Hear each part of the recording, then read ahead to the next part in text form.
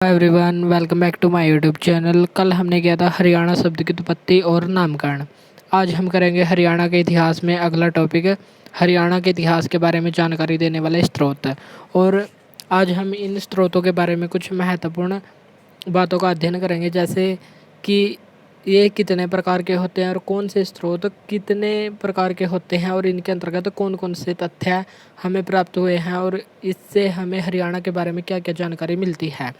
तो आज हम करेंगे हरियाणा के इतिहास के बारे में जानकारी देने वाले महत्वपूर्ण स्रोत। चलिए तो हम हमारी आज की क्लास शुरू करते हैं। हरियाणा के इतिहास के बारे में जानकारी देने वाले स्रोत। तो हरियाणा के जो इतिहास के बारे में जानकारी देने वाले स्रोत हैं उनको कितने भागों में बांटा गया है? 2 भागों में बांटा गया है, साहित्यिक स्रोत और पुरातात्विक स्रोत। साहित्यिक मीन्स जो साहित्य रचित हुआ है, जो साहित्य लिखा गया उससे हमें जो भी अभिलेख, जो लेख हमें लिखित रूप में मिलते हैं उनको कहते हैं साहित्यिक स्रोत। और पुरातात्विक जो हमें तथ्य मिले हैं, जैसे अभिलेख हैं, मुद्रांक हैं, मूर्तियां हैं, उनको पुरातात्विक स्रोतों के अंतर्गत रखा जाता है। तो साहित्यिक स्रोतों को मुख्यतः कितने भागों में विभाजित किया जाता है? 5 भागों में। और इसमें 5 भाग कौन कौन से हैं? वैदिक साहित्य, यानी कि जो वेदों रचित किए गए हैं वेद, उनसे हमें हरियाणा के बारे में क्या जानकारी मिलती है, वो आते हैं वैदिक साहित्य के अंतर्गत। फिर आता है जैन धर्म ग्रंथ। जैन धर्म ग्रंथ के बारे में से हमें हरियाणा के बारे में क्या जानकारी मिलती है? फिर आता है बौद्ध धर्म ग्रंथ। फिर आता है महाभारत ग्रंथ, महाभारत में क्या मिलता है और इसके बाद का साहित्य है। फिर आता है विदेशी विवरण। यदि कोई हमारे यहाँ विदेशी यात्री आया है तो उसने हरियाणा के बारे में क्या बताया और वह कब आया, तो ये भी हमको साहित्यिक स्रोत के अंतर्गत पढ़ना है। फिर हम देखेंगे पुरातात्विक सामग्री। पुरातात्विक सामग्री को भी 5 भागों में बांटा गया है। पहला है मूर्तियाँ, जो हमें धातु की मूर्तियाँ मिली हैं या मिट्टी की मूर्तियाँ मिली हैं तो हम उससे हरियाणा के बारे में जानकारी प्राप्त कर सकते हैं। नेक्स्ट है अभिलेख, किस शासक ने कौन सा अभिलेख लिखवाया और उसमें हरियाणा के बारे में हमें क्या जानकारी मिलती है। नेक्स्ट है मुद्रांक। फिर है स्मारक, यानी कि स्मारक का होता है यादाश्त। कुछ शासकों ने अपने स्मारक, सिक्के, मूर्तियाँ या स्तूप वगैरह बनाए हैं तो वे स्मारक के अंतर्गत आएंगे। और लास्ट में आता है प्राचीन सिक्के। चलिए तो हम हमारा आज का टॉपिक शुरू करते हैं, साहित्यिक स्रोत। साहित्यिक स्रोत के कितने भाग हैं? 5। आज हम इसके 2 या 3 भागों को ही चर्चा करेंगे।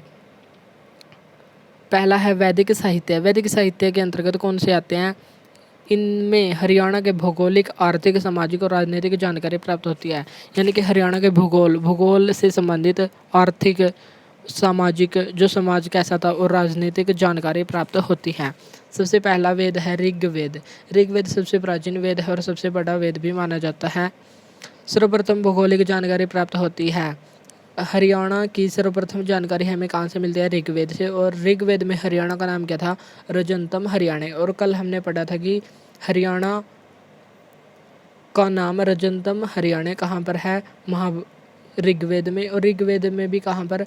ऋग्वेद के 8वें मंडल, 25वां श्लोक और 22वीं ऋचा पर ऋग्वेद में हरियाणा का नाम है रजंतम हरियाणे। फिर हमने देखा था अथर्ववेद। अथर्ववेद में बताया गया है, अथर्ववेद और मनुस्मृति, इन दोनों में बताया गया कि हरियाणा का अस्तित्व देवताओं से जुड़ा हुआ है। और देवताओं में भी किस देवता से? भगवान ब्रह्मा से। तो ऐसा माना जाता है कि भगवान ब्रह्मा के द्वारा सृष्टि की रचना इसी क्षेत्र में की गई थी। कौन से क्षेत्र में? कुरुक्षेत्र में। तो भगवान ब्रह्मा के द्वारा सृष्टि की रचना कहाँ पर की गई थी? कुरुक्षेत्र में की गई थी। भगवान ब्रह्मा द्वारा तपस्या विष्णु भगवान के कहने पर की गई थी। कहाँ पर? कुरुक्षेत्र में। ऐसा माना जाता है कि भगवान ब्रह्मा ने जो तपस्या की थी वह विष्णु के कहने पर कुरुक्षेत्र में की थी और कुरुक्षेत्र में ही सृष्टि की रचना की गई थी। तो ये सब जानकारी हमें कहाँ से मिलती है? वेदों से हमें यह जानकारी मिलती है। एक नोट रखने योग्य बात क्या है? ऋषियों द्वारा सभी वेद, जो जितने भी ऋषि थे उनके द्वारा सभी वेद, पुराणों की संख्या कितनी है? 18 है। वेद कितने हैं? 4 हैं। आरण्यक जिनकी, और वेदांग की संख्या है 6 और उपनिषद 108। तो ये संख्या भी हमको ध्यान रखनी है। ऋषियों द्वारा सभी वेद, पुराण, आरण्यक, वेदांग, उपनिषद की रचना हरियाणा में ही की गई है। तो ऐसा भी ऋग्वेदिक साहित्य, वैदिक साहित्य में देखने को हमें मिलता है। और नेक्स्ट है वामन पुराण। वामन पुराण महर्षि वेदव्यास के द्वारा संस्कृत भाषा में भगवान विष्णु के वामन अवतार पर रचित है। यानी कि जो विष्णु भगवान हैं उनके वामन अवतार पर रचित ग्रंथ है वामन पुराण। और वामन पुराण किसने लिखा? महर्षि वेदव्यास के द्वारा संस्कृत भाषा में लिखा गया ग्रंथ है। इस पुराण में हमें हरियाणा के वनों का विवरण मिलता है। हरियाणा के में कितने प्रकार के वन थे? 7 वन थे। 7 कौन कौन से? कामोदा, व्यासवन, शीतवन, फल्की वन, सूर्यवन, द्वैत वन और अद्वितीय वन। तो हमें एग्जाम्स में क्या क्वेश्चन देखने को मिल सकता है? वामन पुराण के अनुसार हरियाणा में कितने प्रकार के वनों का विवरण पाया जाता है? तो हरियाणा में पाया जाता है 7 वनों का। तो यही यहाँ से पूछा जा सकता है। और आगे है हरियाणा में बहने वाली 9 नदियों का विवरण। यदि क्वेश्चन पूछा जाए कि हरियाणा में पाई जाने वाली जो 9 नदियों हैं उनका विवरण कहाँ मिलता है? वामन पुराण में। वामन पुराण से हमें कितनी नदियों का विवरण मिलता है? 9 नदियों का। और यदि पूछे वन कितने थे? 7, नदी थी 9, नदी 9, वन 7। तो इससे हम इसको याद कर सकते हैं। नेक्स्ट है जैमिनी ब्राह्मण। जैमिनी से हम याद रख सकते हैं जनजीवन। तो हरियाणा के सामान्य जनजीवन के बारे में जानकारी हमें कहाँ से मिलती है? जैमिनी ब्राह्मण से। नेक्स्ट है छांदोग्य उपनिषद। छांदोग्य उपनिषद से हमें प्राचीन हरियाणा के आर्थिक और सामाजिक जीवन की जानकारी मिलती है। तो हमने अब कौन कौन से स्रोत पढ़े हैं, चलिए हम उनकी एक बार चर्चा कर लेते हैं। वैदिक साहित्य के अंतर्गत हमने पढ़ा कि वैदिक साहित्य से हमें हरियाणा के आर्थिक, भौगोलिक, सामाजिक और राजनीतिक जानकारी प्राप्त होती है। जैसे ऋग्वेद सबसे प्राचीन वेद है। इसमें हमें हरियाणा की सर्वप्रथम भौगोलिक जानकारी प्राप्त होती है और हरियाणा का नाम मिलता है रजंतम हरियाणे। यदि पूछा जाए कि हरियाणा का नाम रजंतम हरियाणे ऋग्वेद के कौन से मंडल में मिलता है? 8वें मंडल में मिलता है। 8वें मंडल में भी कहाँ पर? 25वें श्लोक में। 25वें श्लोक में भी कहाँ पर? 22वीं ऋचा पर इसका नाम मिलता है। नेक्स्ट है अथर्ववेद और मनुस्मृति। इन ग्रंथों के अनुसार हरियाणा का अस्तित्व देवताओं से जुड़ा हुआ था। देवताओं में भी कौन सा? ब्रह्मा देवता से जुड़ा हुआ था। भगवान ब्रह्मा के द्वारा सृष्टि की रचना इसी क्षेत्र में की गई थी और भगवान विष्णु के कहने पर ब्रह्मा के द्वारा यहाँ पर तपस्या की गई थी। यहाँ मतलब कुरुक्षेत्र में। और ऐसा माना जाता है कि कुरुक्षेत्र में ही सभी ऋषियों के द्वारा वेद, ब्राह्मण, पुराण, आरण्यक और उपनिषद की रचना यहीं पर की गई थी। फिर आता है हमारा वामन पुराण। वामन पुराण की रचना किसने की थी? महर्षि वेदव्यास ने संस्कृत भाषा में की थी विष्णु के वामन अवतार पर। और वामन पुराण में हमें क्या जानकारी मिलती है? इससे हमें हरियाणा में बहने वाली 9 नदियों का उल्लेख मिलता है और हरियाणा में पाए जाने वाले 7 प्रकार के वनों का भी विवरण हमें वामन पुराण में ही मिलता है। नेक्स्ट जैमिनी से हम याद करेंगे जनजीवन। तो हरियाणा के सामान्य जनजीवन के बारे में जानकारी मिलती है जैमिनी ब्राह्मण से। नेक्स्ट छांदोग्य उपनिषद प्राचीन हरियाणा के आर्थिक और सामाजिक जीवन की जानकारी हमें यहाँ से मिलती है। नेक्स्ट करेंगे हम बौद्ध ग्रंथ। इन ग्रंथों से भी हमें हरियाणा के धार्मिक, सामाजिक और राजनीतिक जीवन के बारे में जानकारी मिलती है। और सबसे महत्वपूर्ण बौद्ध ग्रंथ कौन से? दिव्य वदान और मंजिम निकाय। दिव्य वदान, इसमें बौद्ध धर्म के प्रचार प्रसार की जानकारी मिलती है। और भारत का उत्तर पश्चिमी क्षेत्र जिसमें हरियाणा का रोहतक, हिसार, अग्रोहा, सिरसा आदि क्षेत्रों में बौद्ध धर्म का प्रचार प्रसार था। मुख्य केंद्र कौन कौन से थे? अग्रोहा और रोहतक के लोग प्रसन्नचित्त स्वभाव के थे और संगीत प्रेमी थे। तो किस बौद्ध ग्रंथ से हमें यह पता चलता है कि रोहतक के लोग संगीत प्रेमी थे? तो किससे मिलता है? दिव्य वदान बौद्ध ग्रंथ से मिलता है। और उस समय बौद्ध धर्म के प्रमुख केंद्र कौन कौन से थे? अग्रोहा और रोहतक, हिसार और सिरसा। तो और मुख्यतः कौन सा था? अग्रोहा और रोहतक। और रोहतक के लोग कैसे थे? संगीत प्रेमी थे। नेक्स्ट बौद्ध ग्रंथ है हमारा मंजिम निकाय से हमें क्या जानकारी मिलती है? महात्मा बुद्ध की गुड़गांव यात्रा या भ्रमण के बारे में जानकारी मिलती है। मंजिम से हो गया महात्मा बुद्ध। कहाँ की यात्रा? गुड़गांव की यात्रा का वर्णन हमें यहाँ मिलता है। और किस गांव की यात्रा की थी? धनकोट गांव, गुरुग्राम में महात्मा बुद्ध के द्वारा रथपात नामक शिष्य को उपदेश दिया गया था।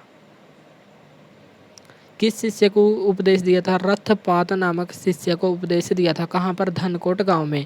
और धनकोट गांव से संबंधित एक और बात है, धनकोट गांव गुरुग्राम कुरुक्षेत्र का समकालीन समद्विशाली शहर था और प्राचीन नाम था धूलकोटिया। धूलकोटिया था। इसी गांव से ग्रामीणों के द्वारा गुरु द्रोणा के गुरुकुल में दूध भेजा जाता था। तो मंजिम निकाय से हमें क्या जानकारी मिलती है कि महात्मा बुद्ध ने गुड़गांव की यात्रा की थी और धनकोट गांव जो गुरुग्राम में ही था वहां पर रथपात नामक शिष्य को इन्होंने उपदेश दिया था। धनकोट गांव जिसका नाम था धूलकोटिया, धूलकोटिया गांव, इसी गांव से गुरु द्रोणा के जो गुरुकुल था उसमें दूध भेजा जाता था। धनकोट गांव कुरुक्षेत्र का समकालीन समद्विशाली शहर था। तो ये सब बातें हमको ध्यान रखनी है मंजिम निकाय से। नेक्स्ट है हमारा बौद्ध ग्रंथ चुल्वग, चुल्वग बौद्ध ग्रंथ। इससे हमें अग्रोहा बौद्ध धर्म का शक्तिशाली केंद्र, यदि एग्जाम्स में पूछा जाए कि बौद्ध धर्म का शक्तिशाली केंद्र कौन था, अग्रोहा हमारा आंसर हो जाएगा। अग्रोहा जो हिसार में है बौद्ध धर्म का शक्तिशाली केंद्र था चुल्वग बौद्ध ग्रंथ के अनुसार। पंपच सुदनी बौद्ध धर्म ग्रंथ है। महात्मा बुद्ध की हरियाणा यात्राओं के बारे में वर्णन, यदि आपसे क्वेश्चन पूछा जाए कि महात्मा बुद्ध की गुड़गांव यात्रा का वर्णन हमें कहाँ से मिलता है, महात्मा बुद्ध, महात्मा मंजिम निकाय। और यदि पूछे कि हरियाणा की महात्मा बुद्ध की हरियाणा यात्राओं का वर्णन हमें कहाँ से मिलता है, पंपच, पंपच सुदनी बौद्ध धर्म ग्रंथ। नेक्स्ट ग्रंथ है हमारा मंजुम श्री मूल कल्प बौद्ध ग्रंथ। इससे हमें श्रीकंठ जनपद के अंतर्गत आने वाले थानेसर के बारे में वर्णन मिलता है। इस ग्रंथ के अनुसार थानेसर के लोग वैश्य थे। मंजुम श्री मूल कल्प, कल्प से हम याद करेंगे वैश्य। मंजुम श्री मूल कल्प बौद्ध ग्रंथ, मंजुम श्री से हमें मिलता है श्रीकंठ जनपद के बारे में जानकारी। और हमने कल पढ़ा था कि श्रीकंठ जनपद किस काल में था, वर्धन काल में हरियाणा को क्या कहा जाता था, श्रीकंठ जनपद। तो इसमें हमें, और वर्धन वंश की राजधानी कौन सी थी, थानेश्वर या स्थानेश्वर। तो थानेश्वर के बारे में हमें वर्णन मिलता है और इस ग्रंथ के अनुसार थानेश्वर के लोग वैश्य थे। तो मंजुम श्रीकंठ जनपद के बारे में हमें यहाँ जानकारी मिलती है।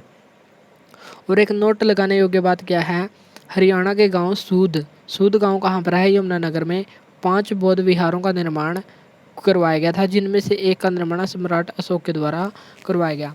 हरियाणा के गांव सूद यमुनानगर में कितने प्रकार के बौद्ध विहार हैं, 5 बौद्ध विहार हैं, जिनमें से एक का निर्माण अशोक के द्वारा करवाया गया था।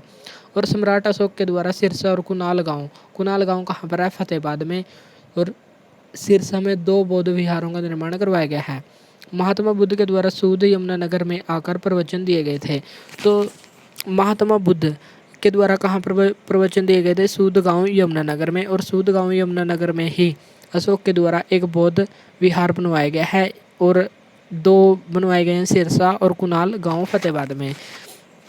सूद यमुनानगर में स्थित बौद्धकालीन स्तूप में महात्मा बुद्ध के शिष्य सारिपुत्र और आचार्य मौद्ध गाल्यान के बाल और नाखून सुरक्षित रखे गए हैं। तो सूद यमुनानगर में किस बौद्ध अनुयायी के, बौद्ध शिष्य के बाल और नाखून संरक्षित रखे गए हैं, महात्मा बुद्ध का शिष्य था सारिपुत्र और आचार्य मौद्ध गाल्यान। मौद्ध गाल्यान और सारिपुत्र, इन दोनों के नाखून और बाल संरक्षित रखे गए हैं। तो ये थे बौद्ध धर्म से संबंधित महत्वपूर्ण बातें। कुछ और बातें रह गई हैं, जैसे सम्राट अशोक के द्वारा 300 फीट ऊंचा बौद्ध स्तूप थानेश्वर में बनवाया गया। तो सम्राट अशोक के द्वारा 300 फीट ऊंचा बौद्ध स्तूप, तो सम्राट अशोक ने कहाँ कहाँ पर बौद्ध स्तूप बनवाए, एक बनवाया था सूद यमुनानगर में, एक बनवाया था सिरसा, एक कुणाल गांव फतेहाबाद में, और एक यहाँ पर आया है 300 फीट ऊंचा थानेसर, थानेसर में बनवाया गया था। सम्राट अशोक द्वारा अपने उपदेश की एक शिला कुणाल फतेहाबाद में भी स्थापित करवाई गई थी। हरियाणा में बौद्ध धर्म का शक्तिशाली केंद्र हर्षवर्धन के समय था, यानी कि हरियाणा बौद्ध धर्म का सबसे शक्तिशाली केंद्र किसके शासनकाल में था, हर्षवर्धन के शासनकाल में था। चलिए हम एक बार इनको रिवाइज कर लेते हैं और फिर हम इस क्लास को एंड करते हैं। हम देख लेते हैं जल्दी जल्दी कि हम जो हमारे हरियाणा इतिहास के स्रोत हैं वे कौन कौन से हैं। सबसे पहले है हमारा ऋग्वेद। ऋग्वेद में हरियाणा को क्या कहा गया है, ऋग्वेद में हरियाणा की भौगोलिक जानकारी प्राप्त होती है और हरियाणा का नाम है रजंतम हरियाणे। अथर्ववेद में हरियाणा का अस्तित्व देवताओं से जुड़ा हुआ बताया गया है। भगवान ब्रह्मा सृष्टि की रचना इसी क्षेत्र में की थी और भगवान ब्रह्मा के द्वारा विष्णु के कहने पर इसी क्षेत्र में तपस्या की गई थी। और ऐसा भी माना जाता है कि ऋषियों के द्वारा सभी वेद, पुराण, ब्राह्मण, आरण्यक, वेदांग, उपनिषद सभी की रचना हरियाणा में ही की गई थी। फिर आता है हमारा वामन पुराण। वामन पुराण की रचना की थी महर्षि वेदव्यास ने। यह संस्कृत भाषा में रचित है और विष्णु के वामन अवतार पर इसका रचना की गई। इस पुराण से हमें क्या मिलता है? हरियाणा में 7 प्रकार के वन और 9 नदियों का विवरण मिलता है। जैमिनी ब्राह्मण से हमें जनजीवन के बारे में जानकारी मिलती है। छांदोग्य उपनिषद से हमें आर्थिक और सामाजिक जीवन की जानकारी मिलती है। नेक्स्ट आता है बौद्ध धर्म ग्रंथ। बौद्ध धर्म ग्रंथ से भी हमें सामाजिक, आर्थिक, राजनीतिक जीवन के बारे में पता चलता है। महत्वपूर्ण ग्रंथ है दिव्य वेदान और मंजिम निकाय। दिव्य वेदान में हमें हरियाणा के उत्तर पश्चिमी क्षेत्र, विशेषकर रोहतक, हिसार और सिरसा आदि क्षेत्रों में बौद्ध धर्म का प्रचार प्रसार हुआ था और उनका मानना था कि दिव्य वेदान के अनुसार रोहतक के लोग प्रसन्नचित्त और संगीत प्रेमी थे। और मुख्य केंद्र कौन कौन से थे? अग्रोहा और रोहतक। मंजिम निकाय। मंजिम निकाय हम महात्मा बुद्ध से रिलेट करेंगे तो महात्मा बुद्ध की गुड़गांव यात्रा के बारे में जानकारी मिलती है। धनकोट गांव में एक रथपात शिष्य था जिसको महात्मा बुद्ध के द्वारा उपदेश दिया गया था। धनकोट गांव कुरुक्षेत्र का समकालीन गांव था। धनकोट का पुराना नाम था धूलकोटिया गांव, जहां से गुरु द्रोणा के गुरुकुल में दूध भेजा जाता था। नेक्स्ट चुल्लवग बौद्ध ग्रंथ। इसके अनुसार अग्रोहा बौद्ध धर्म का शक्तिशाली केंद्र था। पंपज सुदनी बौद्ध धर्म ग्रंथ। महात्मा बुद्ध की हरियाणा यात्राओं के बारे में वर्णन मिलता है। नेक्स्ट मंजुम श्री मूल कल्प बौद्ध धर्म ग्रंथ। श्रीकंठ जनपद। श्रीकंठ जनपद जो थानेसर से संबंधित है, वर्धन वंश से संबंधित है और इसके अनुसार थानेसर के लोग वैश्य थे। नेक्स्ट है हरियाणा के गांव सूद गांव में 5 बौद्ध विहारों का निर्माण, जिनमें से एक का निर्माण अशोक के द्वारा किया गया। यानी कि सूद गांव यमुनानगर है, इसमें 5 बौद्ध विहार हैं जिनमें से एक का निर्माण किया राजा अशोक के द्वारा। राजा अशोक ने सिरसा और कुनाल गांव फतेहाबाद में भी निर्माण करवाया था और कुनाल फतेहाबाद में ही अशोक ने एक शिला भी स्थापित करवाई थी। महात्मा बुद्ध के द्वारा सूद यमुनानगर में आकर प्रवचन दिए गए थे और वहीं पर एक बौद्धकालीन स्तूप है सूद यमुनानगर में, जहां पर सारिपुत्र और मौद गाल्यान के बाल और नाखिन सुरक्षित रखे गए हैं। फिर आता है सम्राट अशोक के द्वारा 300 फीट ऊंचा बौद्ध स्तूप कहाँ पर बनवाया गया है? थानेसर में। और उपदेश की एक शिला कहाँ पर स्थापित की गई है? कुणाल फतेहाबाद में। हरियाणा बौद्ध धर्म का शक्तिशाली केंद्र हर्षवर्धन के काल में रहा था। तो ये थे हमारे आज के जो हरियाणा के साहित्यिक स्रोत हैं वो। कल हम करेंगे जैन धर्म ग्रंथ। तो आज के लिए इतना ही, मिलते हैं नेक्स्ट वीडियो में। Thank you.